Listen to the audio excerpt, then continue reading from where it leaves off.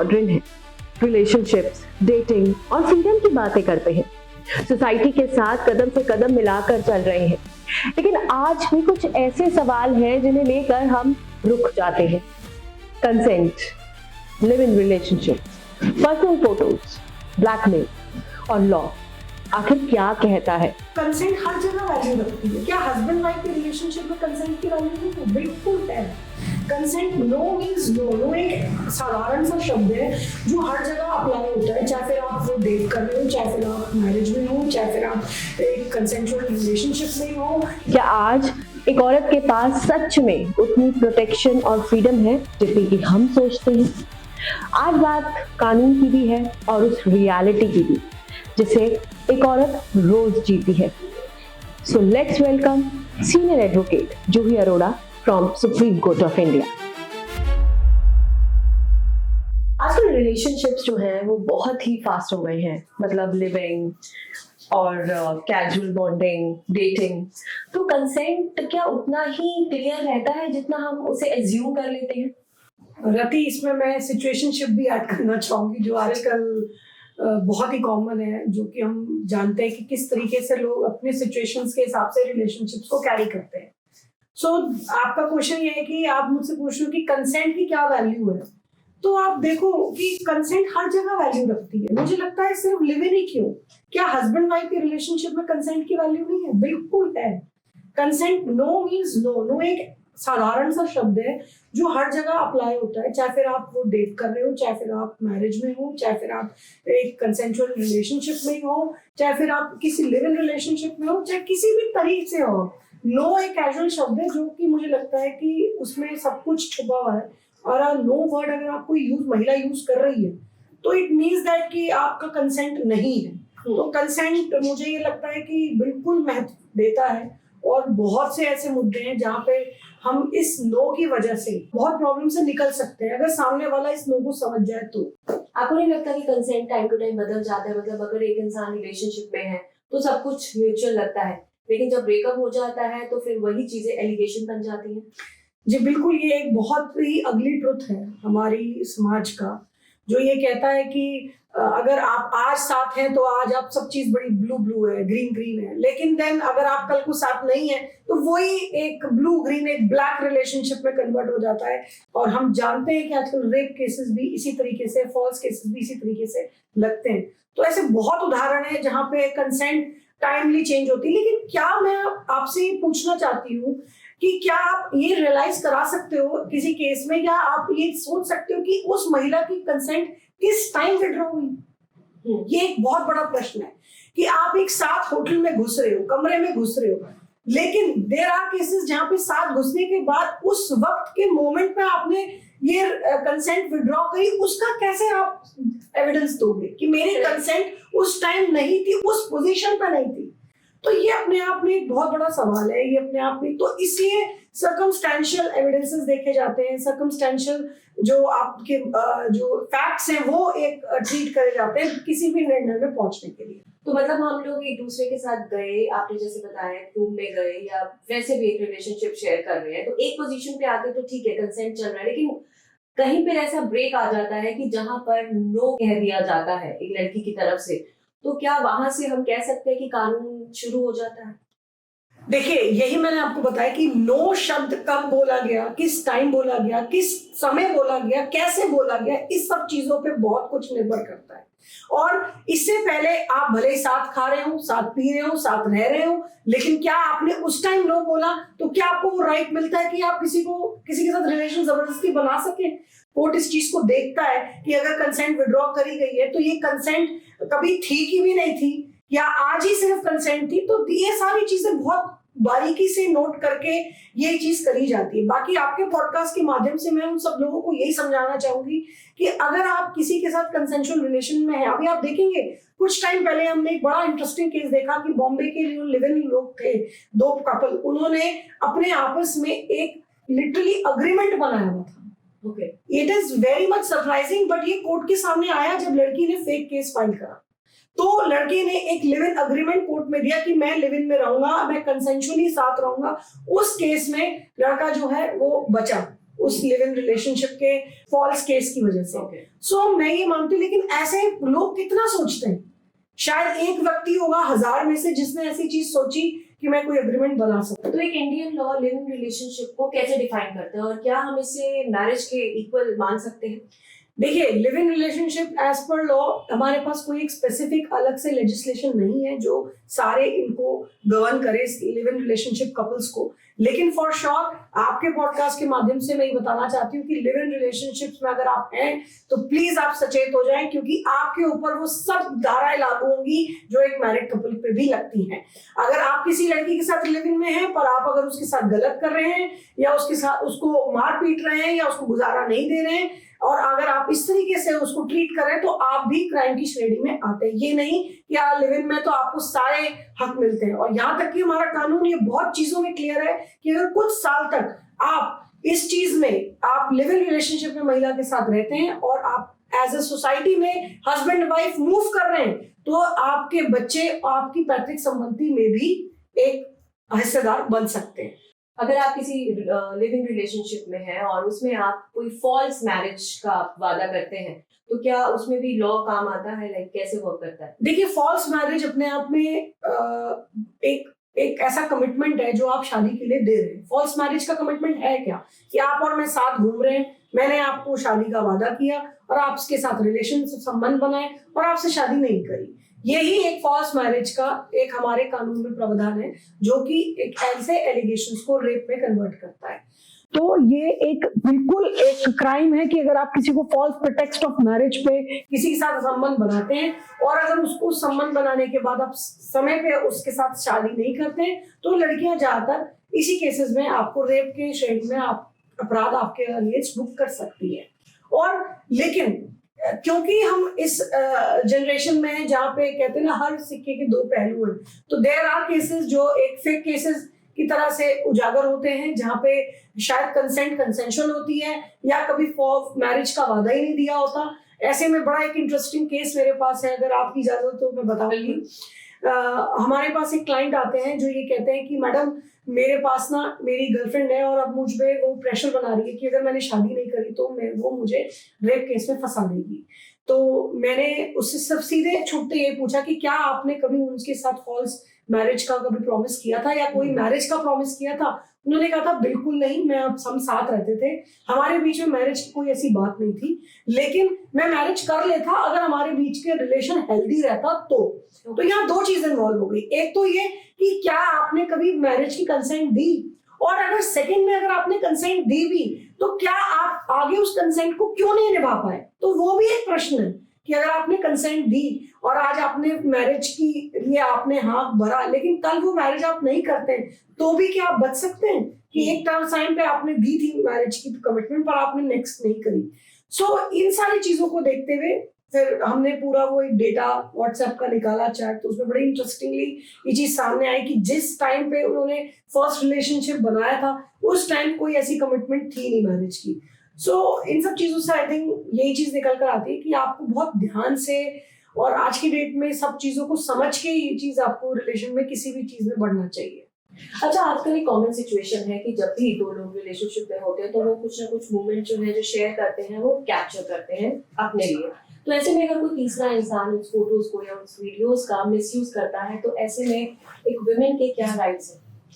देखिए, ये बहुत कॉमन है जनरली, सिर्फ कपल्स ही क्यों, दे आर मैरिड कपल्स जो एक मोमेंट कैप्चर करते हैं और कोई तीसरा इन द सेंस कि कोई उसको बिना देखे या बिना समझे या बिना बताए अगर उसको आप वो कर रहे हैं, उसको आप लीक कर रहे हैं, तो ऑब्वियसली एक आईटी एक्ट के श्रेणी में क्राइम आता है जो कि आप घटित कर रहे हैं ऐसे क्राइम को कि आपने किसी की बिना नॉलेज के बिना कंसेंट के, आज की डेट में आप किसी की कंसेंट के कोई भी चीज लीक नहीं कर सकते सर।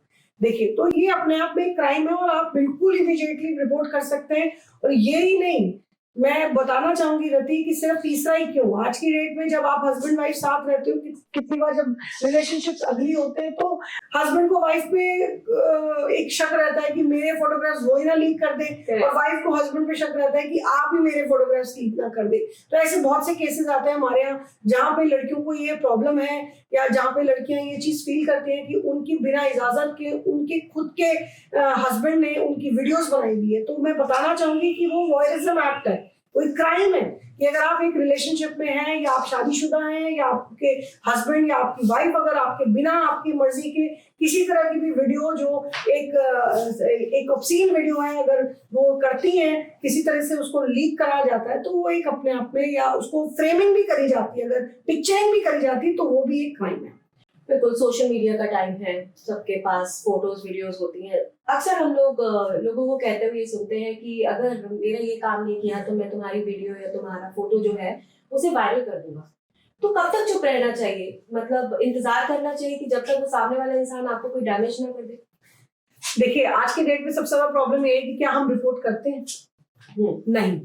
मुझे ये लगता है कि हम में से ऐसे बहुत से लोग हैं जिनके साथ कुछ ना कुछ होता है, कोई साइबर क्राइम होता है, कोई इस तरह की थ्रेटनिंग कॉल्स होती है, इस तरह का एक आपको फंसाने की कोशिश करी जाती है, लेकिन हम रिपोर्ट कितने लोग करते हैं? ये एक प्रश्न है बहुत बड़ा उस सब लोगों को जो ये पॉडकास्ट देख रहे हैं, कि आप में से अगर 100 में से अगर एक व्यक्ति भी क्राइम के अगेंस्ट रिपोर्ट करना शुरू कर दे, तो मुझे लगता है क्राइम बढ़ेगा ही नहीं। क्राइम वहीं पे रोका जा सकता है अगर आप सही टाइम पे उस क्राइम के लिए रिपोर्ट करें। तो ये आपका सवाल कि किस मोमेंट पे हमें ये खड़ा होना चाहिए कि आज हम रियलाइज कर रहे हैं कि हमारे फोटोज किसी के पास हैं और वो लीक करने की हमें लगातार धमकी दे रहा है, तो लीक करने का वेट क्यों करना है हमें? आप उसी वक्त उस चीज का रिपोर्ट करें, उठे। और मुझे ये लगता है कि आप अकेले नहीं, आपके आसपास भी अगर कोई ऐसा क्राइम हो रहा है तो भी आप उठ सकते हैं उसी टाइम। आपने सिर्फ अपने लिए क्यों? देखिए, एक स्पेशली मैं ये बोलना चाहूंगी, जब एक औरत जागरूक होती है तो अपने परिवार को सशक्त करती है, लेकिन अगर खुद सोचे कि अगर सब महिलाएं जागरूक हो जाए तो पूरा देश ही सशक्त हो जाए। बिल्कुल, लेकिन अक्सर क्या होता है ना कि बदनामी की डर की वजह से जो होता है एक औरत नहीं आगे आ पाती है। ऐसे में अगर कानून जो है वो उसकी सेफ्टी और उसकी प्राइवेसी की रक्षा कैसे करता है?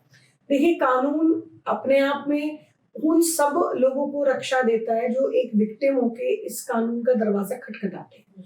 किस तरीके से? देखिए, कोई भी महिला अगर किसी तरीके से, या कोई भी पुरुष भी अगर अपनी पहचान को छुपाए रखना चाहता है तो प्राइवेसी पूरी मिलती है। ऐसा नहीं है कि अगर आप किसी के अगेंस्ट कंप्लेंट करा रहे हैं या आप किसी के लिए विटनेस खड़े हो रहे हैं तो आपको जरूरी नहीं है कि आपको अपनी पहचान बतानी पड़े। तो ये आप ये चीज समझ सकते हैं कि अगर आपके साथ कुछ ऐसा हो रहा है तो आप जाके रिपोर्ट करा सकते हैं। आपको सिर्फ महिला को, अगर महिला ही पुलिस में अगर रिपोर्ट करानी है तो महिला ही आईओ ऑफिसर अपॉइंट होगा। किसी टाइम पे कोई भी मजिस्ट्रेट बयान ले लेते थे, पर अब नया कानून आने के बाद सिर्फ महिला मजिस्ट्रेट ही बयान दर्ज कराएंगी। तो ये बहुत सारी चीजें ऐसी जो चेंज हुई है इस कानून में, तो मुझे लगता है वो हर उस व्यक्ति के लिए एक बहुत जरूरी थी जो हर इंसान डरता था पहले उठ के रिपोर्ट करने के लिए। नो मीन्स नो, ये हम सबको क्लियर है, पर क्या ये जो नो है ये क्या एक शादीशुदा जिंदगी में भी क्या ये मैटर करता है? मैंने आपके पॉडकास्ट शुरू होने पे ही ये बात बोली थी कि नो एक बहुत बड़ा शब्द है, और भले ही वो 2 अक्षर से बना है NO, लेकिन ये अपने आप में सब कुछ क्लियर करता है कि सिर्फ उन लोगों के लिए ये वैलिड नहीं होता जो लोग शादी में नहीं हैं। शादी में भी नो वैलिड होता है। अब आप पूछेंगे कैसे? देखिए, आज से कुछ टाइम पहले एक मैरिटल रेप के जजमेंट पे एक हाई कोर्ट ने जजमेंट पास किया था जो कि स्प्लिट था। अब स्प्लिट का मतलब मैं ये बताऊंगी कि उसमें कुछ जजेस बैठे थे, जिसमें से उनमें से कुछ जो नंबर ऑफ जजेस हैं उन्होंने इस चीज को गलत माना कि मैरिटल रेप जैसी चीज होनी ही नहीं चाहिए, और कुछ जजेस ने बोला कि मैरिटल रेप जैसी चीज होनी चाहिए क्योंकि ऐसी बहुत महिलाएं जो शादी के बंधन में बनने के बाद भी अगर किसी सेक्सुअल रिलेशनशिप में अपने हस्बैंड के साथ नहीं रहना चाहती तो वो नो कह सकती हैं, और वहां पे वो रेप की श्रेणी में हस्बैंड आएंगे। तो इस तरीके से अभी वो मुकदमा जो है सुप्रीम कोर्ट में पेंडिंग है। लेकिन अगर आप मेरी राय माने कि नो की क्या डेफिनेशन है, तो मुझे ये लगता है कि नो की डेफिनेशन है, लेकिन क्या हम इस तरीके से अगर मैरिटल रेप को हम वो बनाते हैं, एक आधार बनाते हैं क्राइम का, तो आपको लगता नहीं है कि ये उन पुरुषों का क्या या उस शादी का क्या जो एक सिर्फ हमारे यहाँ कॉन्ट्रैक्ट नहीं है। शादी हमारे यहाँ कॉन्ट्रैक्ट नहीं है, हमारे यहाँ एक दो लोगों का मिलन है, दो परिवारों का मिलन है। तो इन सब चीजों को देखते हुए ये अपने आप में एक बहुत डिबेटेबल टॉपिक है कि मैरिटल रेप होना चाहिए कि नहीं होना चाहिए। तो ये तो अभी हम सुप्रीम कोर्ट के जजमेंट का वेट करेंगे। ओके, लिविंग रिलेशनशिप में एक वुमेन को मेंटेनेंस का हक कब होता है, या ये कह दिया जाता है कि ये तो तुम्हारा पर्सनल मैटर है? जी बिल्कुल नहीं, मेंटेनेंस का हक उस हर औरत को है जो औरत उस आदमी के साथ लिविंग रिलेशनशिप में रह रही है या फिर शादी के बंधन में बंध चुकी है और अपने आप को मेंटेन नहीं कर सकती। तो अगर कोई भी ऐसी महिला है जो लिविंग रिलेशनशिप में रहती है लेकिन अपने आप को मेंटेन नहीं कर सकती या उनको मेंटेन करना छोड़ दिया गया है, तो वो डोमेस्टिक वायलेंस केस के तहत अपनी याचिका दर्ज कर सकती है और उसमें अपना गुजारा भत्ता क्लेम कर सकती है।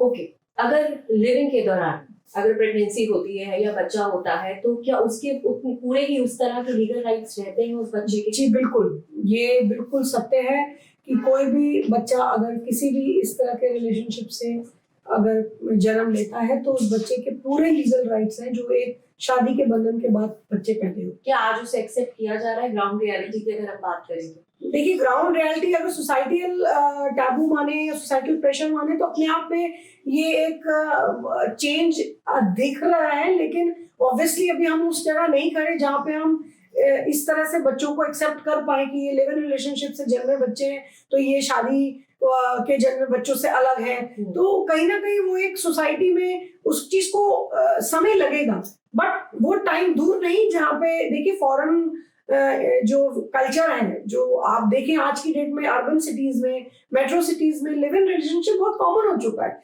यहाँ तक कि हमारी उत्तराखंड सरकार ने तो आपने देखा ही कि रजिस्ट्रेशन नंबर दे दिया कि अगर आपको रजिस्टर करना पड़ेगा कोई भी कपल अगर लिव इन रिलेशनशिप में रहते हैं तो ये बहुत आने वाले टाइम में बहुत बढ़ेगी, ये चीज बहुत कॉमन होने वाली है।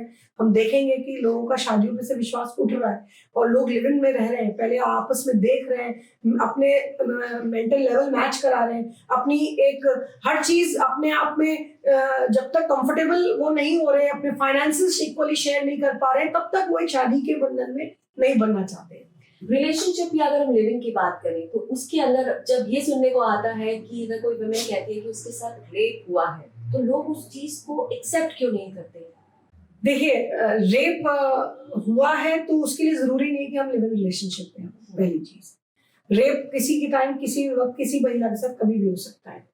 पर रही बात लिव इन रिलेशनशिप में रेप करने की, तो क्योंकि ऑब्वियसली आप शादी के बंधन में नहीं बंधे और मैरिटल रेप जैसा कानून हमारे संविधान में नहीं है, तो कहीं ना कहीं जो आपका पार्टनर है और आपके साथ अगर सेक्सुअली रिलेशनशिप बनाता है बिना आपकी मर्जी के, तो वो रेप की श्रेणी में ही आता है। तो ये ज्यादा खतरनाक है बजाय उन पुरुषों से जो शादी के बाद अगर वो कर रहे हैं तो उनके ऊपर रेप नहीं लगता है। तो कहीं ना कहीं उन औरतों के लिए वो चीजें नहीं एक बनकर आती कि वो रेप लगा सके अपने हस्बैंड पे, क्योंकि हम मान के चलते हैं कि एक लिव इन रिलेशनशिप में है तो कंसेंचुअली है, पार्टनर आपस में रिलेशनशिप बना रहे हैं तो वो कंसेंचुअल ही होगा। और लेकिन ये उन सब महिलाओं के लिए प्रश्न है जो अपना पार्टनर ठीक तरह से नहीं चूज कर पाती। आप देखेंगे कितने पीछे हादसे ऐसे हुए हैं, श्रद्धा मर्डर केस जहाँ पे उसको टुकड़ों में काट के एक बंद कर दिया था मेहरौली में। तो क्या हम सबको ये चीज पहले सोचने, रेप से पहले क्या हमें ये सोचने की जरूरत नहीं है कि हम किसी भी पार्टनर को हम चूज कर रहे हैं और हम किसी के साथ रह रहे हैं तो सिर्फ रेप का ही खतरा नहीं है, जान का भी खतरा है। तो कहीं ना कहीं ये चीज हम सबको, सब स्पेशली उन औरतों को ये चीज जरूरी है कि किसी भी पार्टनर के साथ आगे बढ़ने से पहले पूरी जांच करनी बहुत जरूरी है।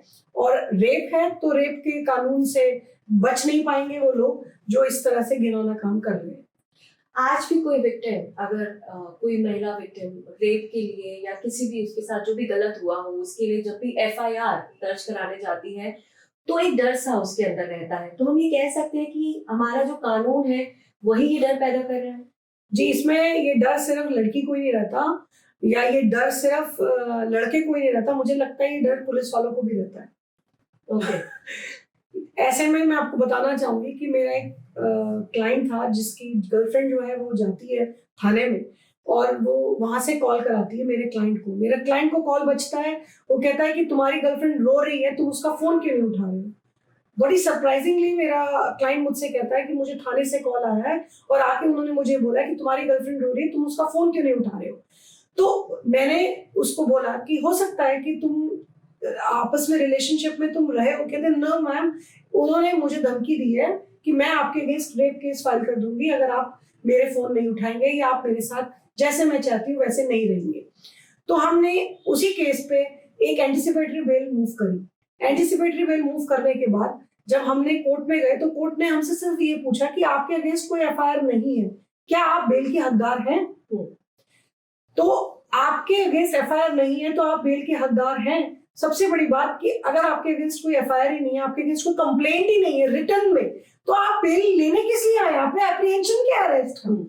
तो बड़ी इंटरेस्टिंग है कि वहां मैंने कोर्ट को ये चीज समझाई कि मेरे अगेंस्ट भले ही एफआईआर नहीं है, मेरे अगेंस्ट भले ही कोई कंप्लेंट नहीं है, पर मुझे ये पता है कि मेरे को कॉल आया है और मेरे अगेंस्ट कंप्लेंट है। तो मुझे ये बोला गया कि आप हमें अपनी कॉल लिस्ट दिखाइए। मुझे जज साहब ने बोला कि अपने क्लाइंट की कॉल लिस्ट दीजिए कि जो ये प्रूफ करती है कि आपको कॉल भी आया है, कि आप ऐसे ही नहीं बोल रहे हैं हवा में बात। मैंने अपने क्लाइंट से अपनी उसकी कॉल हिस्ट्री मंगाई जिसमें कि थाने का नंबर शो कर रहा था, और उस नंबर से ये निकल कर आया कि पुलिस वालों ने मेरे क्लाइंट को कॉल किया। और आप इस चीज को जान के ताज्जुब होगा आपको कि उस लड़की ने रिटन कंप्लेंट तक नहीं दी थी। बिना रिटन कंप्लेंट के सिर्फ ओरल कंप्लेंट पे अगर आपके पास इस तरह का कोई कॉल पहुंचता है तो आपका क्लाइंट या आप एक आम नागरिक क्या सोचेगा कि मेरे अगेंस्ट ऐसा क्या हो गया जो मुझे पुलिस कॉल कर रही है।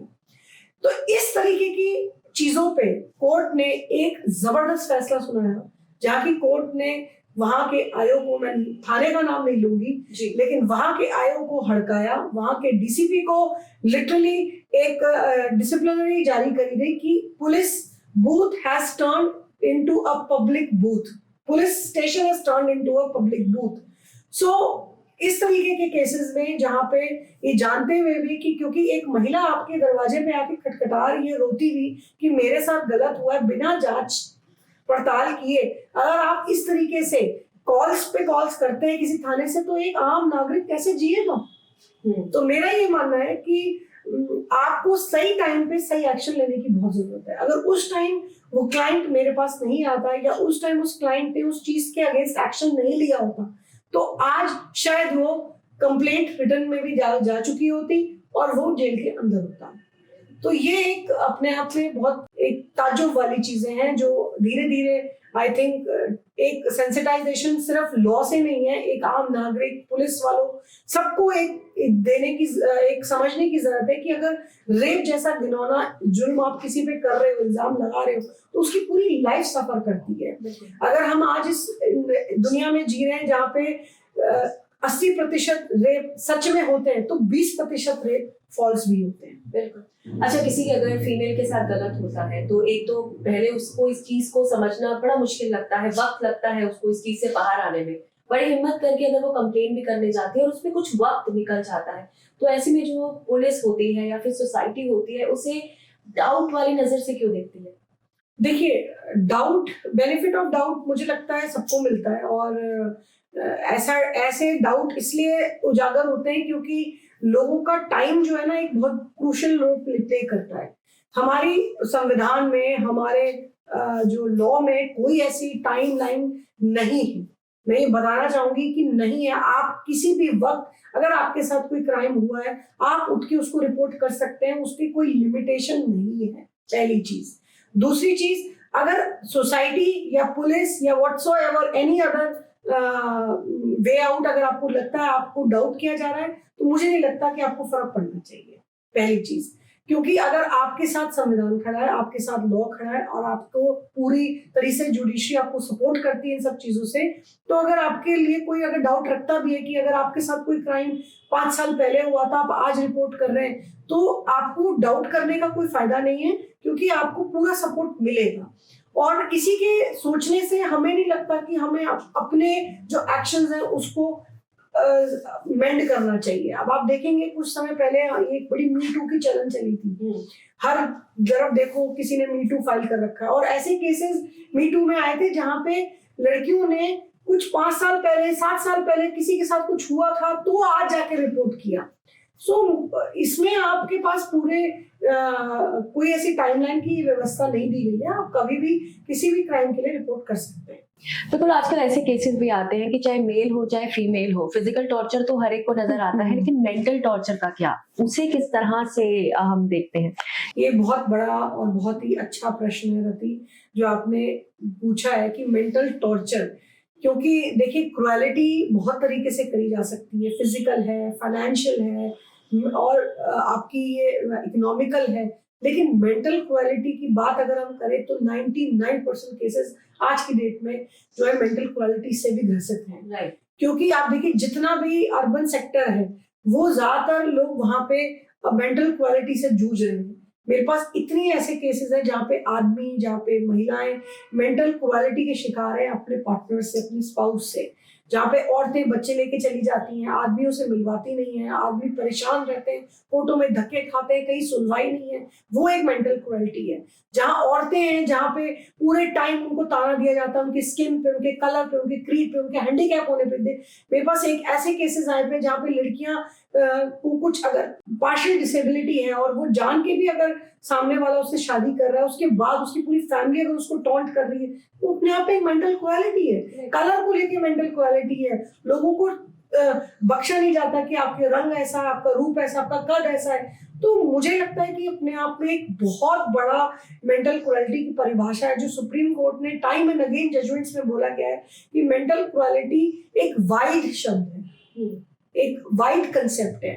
तो इसको जरूरी नहीं है कि आप हमेशा एक पर्टिकुलर तराजू में नापा जाए या उसकी कोई स्ट्रेट जैकेट फॉर्मूला दिया जाए कि अगर आपके साथ ये हुआ है तो ही आप मेंटल क्रुएलिटी की श्रेणी में आते हैं। आप किसी को गुजारा भट्टा ना दें, आप किसी के साथ बात ना करें। कितने ऐसे मेरे पास केसेस आते हैं जहां पे लड़ाई क्या है, लड़ाई है लेकिन कोई मार पिटाई नहीं है, कोई अपशब्द नहीं है। क्या किसी महिला के साथ 10-10 दिन बात ना करना, उसके साथ कोई रिश्ता ना रखना, कोई सेक्सुअल रिलेशन ना बनाना, क्या ये मेंटल क्रुएलिटी नहीं है? तो ये भी मेंटल क्रुएलिटी है। अपने आप में ये चीजें एक बहुत ज्यादा जरूरी है कि मेंटल क्रुएलिटी को समझें और उसके अगेंस्ट भी आवाज उठाएं। बिल्कुल। रेप केस हो या फिर आपकी किसी भी तरह से और आपकी पिक्चर्स का लीक हो जाना, वीडियोस का लीक हो जाना, ऐसे में जो कैरेक्टर असैसिनेशन है उसे लॉ किस तरह से देखता है, उसे क्या वो रोक पाया है? जी बिल्कुल। देखिए आज की डेट में सुप्रीम कोर्ट ने सख्त बोला है कि आप किसी भी तरीके से महिला की, कोई भी महिलाओं की, अगर आप कोर्ट कचहरी में कोई ऐसा फोटो या कोई ऐसी वीडियो अगर आप देना चाहते हैं तो वो बिल्कुल सील्ड कवर में जाएगी। तो ये बहुत ज्यादा सबको सचेत करने वाली बात है कि वो टाइम नहीं रहा जहाँ पे लॉयर्स कुछ भी लिख देते थे किसी सामने, किसी डिवोर्स केस में किसी महिला के लिए, या कोई भी पिटीशन में आप कोई भी शब्द लिख सकते हैं, या किसी भी तरीके से आप महिला की जो फोटोग्राफ्स हैं वो ऐसे ही आप ओपन कोर्ट में इसको पेश कर सकते हैं। जी वो अब पॉसिबल नहीं है। अब वो समय है जहाँ पे आपको प्रॉपरली कुछ अगर ऐसे कोर्ट को बताने भी एविडेंसेस तो वो प्रॉपर सील्ड कवर में जाएगी। तो कैरेक्टर असैसिनेशन के लिए ये बहुत बड़ी पहल है जो कोर्ट ने शुरू करी, जहाँ पे पहली चीज तो ये कि जो ऐसे प्रोसीडिंग्स है वो कोर्ट को बिल्कुल सील्ड में जाएगी, जिसमें जो अननेसेसरी लोग कोर्ट का स्टाफ है वो नहीं देख सकता, पहली चीज। दूसरा, ऐसी बहुत सी प्रोसीडिंग्स है जो इन कैमरा प्रोसीडिंग्स होती है जहाँ पे पूरी कोर्ट को खाली कर दिया जाता है, जहाँ से आपको सिर्फ आप होंगे, आपके काउंसल्स होंगे या जज साहब होंगे। तो ऐसे केसेस में भी जहाँ पे कहीं ना कहीं एक औरत की डिग्निटी को मेंटेन करने के लिए, एक कैरेक्टर असैसिनेशन को मेंटेन करने के लिए ऐसे ही पहल उठाए गए हैं।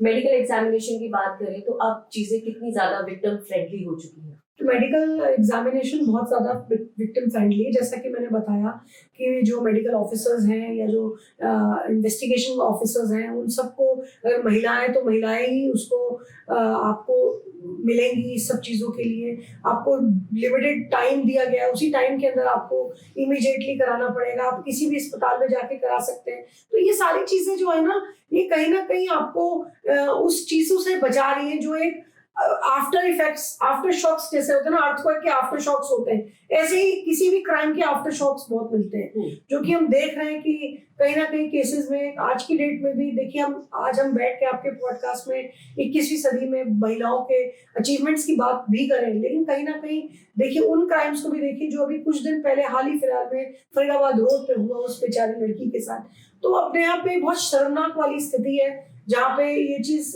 हम देखते हैं कि हम इस युग एक नए साल की तरफ, जहाँ लोग 2026 की तरफ बढ़ रहे हैं, वहीं पे किसी एक ऐसी महिला का रेप होता है जो कि वो एम्बुलेंस में, मतलब ये अपने आप में एक चौंकाने वाली बात थी कि एम्बुलेंस में इस तरीके से अगर रेप करा जा रहा है तो किस पे विश्वास करा जाए फिर। फास्ट ट्रैक कोर्ट्स तो बन गए हैं, पर आपको क्या लगता है कि जो जस्टिस है क्या वो भी, उसकी भी स्पीड बढ़ी है या उसकी भी क्वालिटी बढ़ी है पहले से? जी बिल्कुल, किसी भी चीज को एग्जीक्यूट होने में समय लगता है क्योंकि ये नया कानून है, उसमें काफी चीजें बदलाव लेकर आया है, जो कि कहता है बहुत टाइम तक आप एडजमेंट नहीं मांग सकते। पहले लोग तारीख पे तारीख मांगते थे, अब सिर्फ 2 एडजमेंट्स अलाउड है। मजिस्ट्रेट को भी लिमिटेड टाइम में एक जजमेंट पास करना है फाइनल आर्ग्यूमेंट्स के बाद।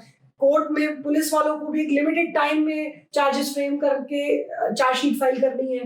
तो ये सारी चीजें जो है एक टाइम बाउंड करने की वजह से नए जो क्रिमिनल लॉ में, तो ये हम सोच सकते हैं और ये आने वाले टाइम में हम देख भी पाएंगे कि कहीं ना कहीं इन सब चीजों का फास्ट ट्रैक हुआ है। Can you share any case और कोई ऐसी जजमेंट जिसने आपको भी सरप्राइज कर दिया?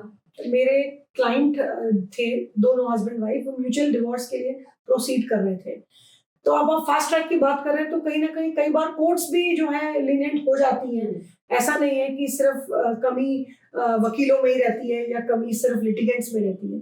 तो मेरे इन जो कपल थे, उन्होंने जब कोर्ट में, फैमिली कोर्ट्स में म्यूचुअल कंसेंट की दाखिला डाली तो उनको फर्स्ट मोशन पास हो गया। फर्स्ट मोशन पास होने के बाद सेकंड मोशन के लिए जब उन्होंने दाखिला करी अपनी याचिका को, तो वो आगे बढ़ी नहीं क्योंकि फर्स्ट मोशन का जो ऑर्डर है वो सेकंड मोशन में लगता है, क्योंकि म्यूचुअल डिवोर्स 2 मोशन से कंप्लीट करा जाता है, फर्स्ट और सेकंड। तो जो फर्स्ट मोशन के बाद हम सेकंड मोशन के लिए गए तो वो ऑब्वियसली, क्योंकि हमारे पास फर्स्ट मोशन का ऑर्डर ही नहीं मिल पा रहा था, तो सेकंड मोशन के लिए हम प्रोसीड ही नहीं कर पाए। उस केस में हमने कोर्ट में गए और कोर्ट में ये चीज बोली कि हमारे पास सेकंड मोशन का ऑर्डर नहीं है, तो हमें पता चलता है कि फर्स्ट मोशन के ऑर्डर पे साइन ही नहीं हुआ। तो ये अपने आप में एक सरप्राइजिंग था कि जब फर्स्ट मोशन 6 महीने पहले हो चुका है इनफैक्ट, और 6 महीने क्योंकि वो कोर्ट भी खाली रही, तो 1 साल पहले हुआ हुआ फर्स्ट मोशन के ऑर्डर्स पे साइन नहीं है, तो सेकंड मोशन करे कैसे? उसके ऊपर हमने फिर एक रिट फाइल करी हाई कोर्ट में। हाई कोर्ट में उस रिट पे हमारे को ऑर्डर हुए और वहां जितने भी पेंडिंग ऐसे केसेस थे उन सब पे ऑर्डर किए गए कि आपको जो है, जो अब जो नई बेंच कोर्ट पे बैठी है वो उसको फर्स्ट मोशन के पेपर्स पे साइन करेंगी और सेकंड मोशन वहीं से लागू होगा, ये नहीं कि आपको दोबारा कराना पड़ेगा फर्स्ट मोशन को। तो अगर हम लिविंग, रेप या फिर अगर किसी को किसी भी तरह से हैरेस किया जाता है, इन सब चीजों का फ्यूचर क्या देखते हैं? हम ये मान सकते हैं कि आगे आने वाले फ्यूचर में एक फीमेल अपने आप को सेफ रख सकती है या वो ये फील कर सकती है कि अगर उसके साथ कोई गलत होता है तो कानून है उसकी रक्षा करने के लिए और उसे इंसाफ जल्द से जल्द मिलेगा? तो फ्यूचर बिल्कुल ब्राइट है उन सब महिलाओं का जो अपने लिए उठ के रिपोर्ट करेगी, पहली चीज, क्योंकि आप उठे रिपोर्ट करें अपने आप में ये बहुत जरूरी है। दूसरा, फ्यूचर उन सब के लिए ब्राइट है जो सतर्क रहेंगी कि हम precaution is always better than cure. दूसरी चीज, तीसरा, फ्यूचर उन सब आदमियों के लिए भी ब्राइट है जो किसी भी महिला के साथ रिलेशनशिप में बढ़ने से पहले 4 बार सोचेगा कि क्या मैं इन अपराधों की श्रेणी में आ सकता हूँ कि नहीं।